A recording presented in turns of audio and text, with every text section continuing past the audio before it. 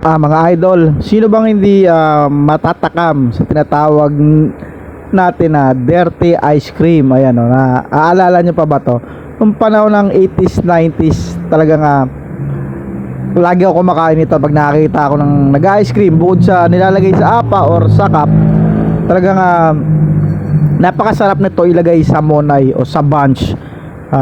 Hindi ko lang alam kung ngayon is meron pa sa inyo to, pero dati nung bata ako is ito lagi pag pupunta ako sa munisipyo, municipal pang Valenzuela noon, may nagtitinda lagi noon, nakapwesto doon.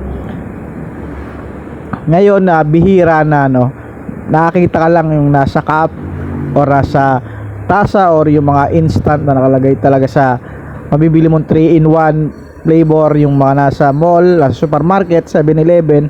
Ito yung dirty ice cream na hanggang sa ngayon ay marami pa nagtitinda kasi syempre bukod sa mura, ito yung parang nasasalamin.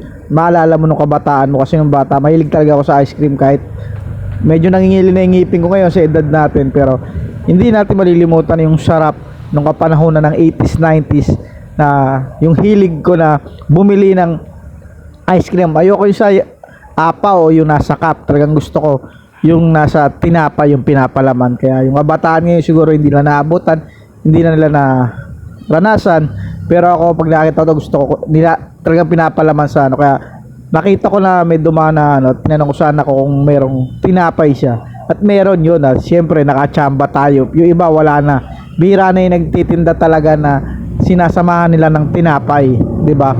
Kaya ngayon yan, yung mga kabataan ngayon, kung di nyo na-try yan, nasubukan, at subukan nyo yan, pag may mga dumaan na nagtitinda ng ice cream, tulong na rin natin sa mga kababayan natin na syempre bilad sa araw, naliligo sa ulan, di ba, makapagtinda lang sa yung mga kababayan natin, yung mga tatay, kuya, lolo, nagbebenta nitong tinatawag ng dirty ice cream. Pero syempre ito yung pagkaing masa, meriendang masa. Kaya tangkilikin natin, tulong na rin natin sa mga kababayan natin, di ba, sa mga naghahanap buhay sa init ng panahon, sa tag-ulan, di ba? Walang panapanahon, basta nagtitinda sila.